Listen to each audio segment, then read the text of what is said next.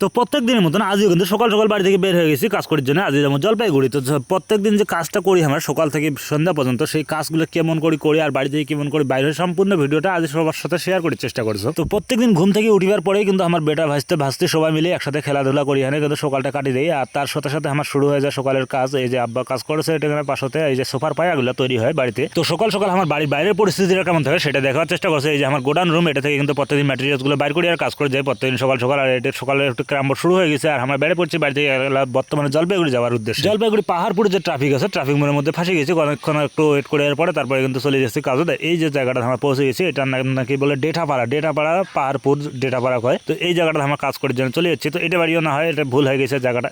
হেঁটে যাচ্ছি সোজা, গেতে আর এক পাশে যাচ্ছি, যা দেখা যায় হুটা রাস্তা দিয়ে সোজা চলে গেছে।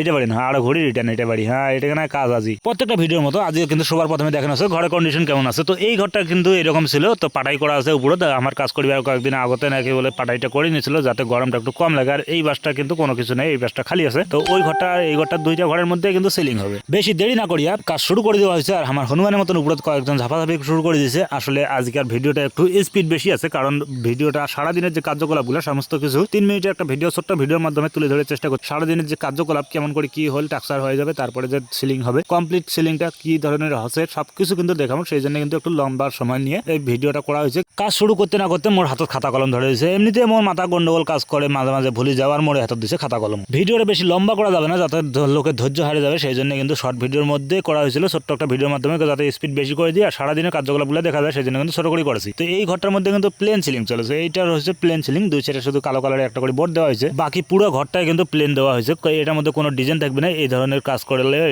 একটু কম খরচের মধ্যে হয়ে যায়, যেহেতু দুইটা রুমের কাজ হবে, একটা ডিজাইন হবে একটা প্লেন হবে, সেই জন্য একটু টাকা কম খরচের জন্য ওইটা রুম প্লেন করা হয়েছে। আর এই যে পাশের রুমটা দেখো, এই রুমটার মধ্যে কিন্তু ডিজাইন হবে, উপরে কাঠের পাড়াই দেওয়া আছে, তার নিচে কিন্তু সিলিং চলেছে। এই ভিডিওটা যেটা চলেছে চলাকালীন অবস্থায় মধ্যে দেখার পরে মোড়ে কিন্তু একটু মনে হচ্ছে যে এটা মনে হয় রোবট হচ্ছে নাকি, রোবটের দিয়ে কাজ চলেছে নাকি, এত স্পিডে কাজ করে রোবটে, তো এইরকম করে কাজ করে পড়ে। আসলে কিন্তু রোবট দিয়েও কাজ করা যায়, অনেক ধরনের টেকনোলজি বর্তমানে বাইর হয়ে গেছে। কিন্তু বর্তমানে যে টেকনোলজিগুলো দিন দিন বাইর হচ্ছে, সেগুলো দিয়ে কিন্তু মানুষের উপকার হচ্ছে ঠিকই, কম সময়ের মধ্যে কাজ করি মানে কমপ্লিট দিয়ে পাচ্ছে লোকগুলো, কিন্তু সময়টা কম লাগছে। তবে লোকগুলো যে বেকার হয়ে যাচ্ছে সেটা কিন্তু কারো লক্ষ্য করেছে না। দুপুরের খাওয়া দাওয়া করার পরে বাড়ির আশেপাশে পরিবেশটা একটু ঘুরে দেখেছি। তো এই যে মসজিদটা আছে আশেপাশে, এখানে দেখো এই জায়গাটাতে কিন্তু কাজ করেছি আমরা। আর এই যে কাজ শুরু হয়ে গেছে, আরো নতুন করে লাইট লাগাছে। লাইট লাগার পরে এই যে সানসেটের যে বক্সটা আছে সেটাও কিন্তু অনেকে চায় করিবার, তো সেই জন্য এই বাড়িটাতেও যেহেতু করাবে সেই জন্য শুরু করে দিয়েছি। তো রেডি হয়ে গেছে বক্সটা, দেখো কত সুন্দর একটা বক্স হয়ে গেল তৈরি।